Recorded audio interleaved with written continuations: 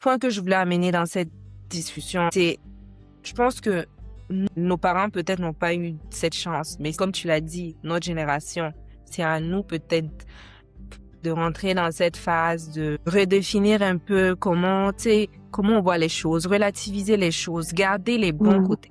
C'est important. Faut pas oublier qui on est.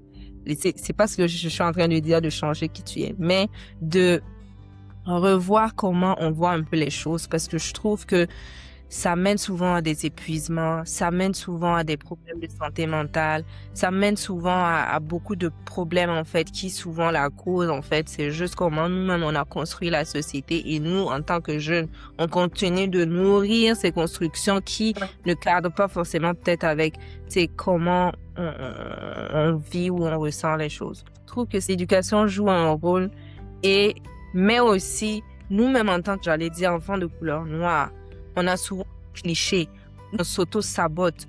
Pourtant, tu sais, quand je prends, j'allais dire, tu sais, des personnes de couleur blanche, je trouve qu'ils se célèbrent, tu sais, ils s'autorisent à être eux-mêmes et à faire des erreurs.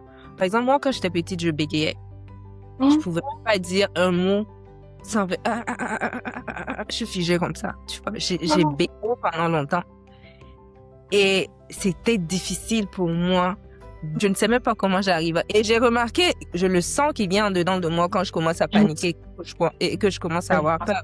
Et c'est justement ce sentiment de pas être assez parce que tu ne t'autorises pas à, tu sais, à verbaliser, à juste dire et ne pas se soucier du regard des autres. Et je trouve que c'est là où, en fait, l'éducation africaine et nous-mêmes en tant qu'enfants, et j'espère que, en tout cas, on va éduquer nos enfants à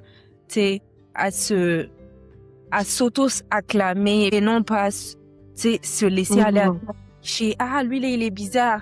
Tu as vu comment il bégait? Lui là, il est si. Tu as vu comment il tremblait?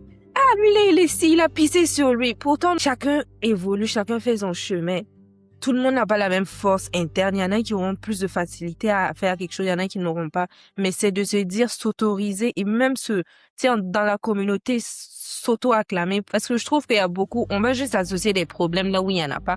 On va dire que des gens sont bizarres, pourtant ils ne sont pas bizarres, ils sont juste différents. Et se féliciter quand tu fais de bonnes choses. Donc, s'il y a des gens qui nous écoutent et puis tu penses que toi, il y a quelque chose qui te manque, justement parce que tu t'auto-censures toi-même et tout. Effectivement, il y a des gens qui n'ont pas ce problème-là. Ils ont une idée, ils ont quelque chose, ils se lancent. Mais toi, quand tu as une idée, tu vas trouver toutes les raisons.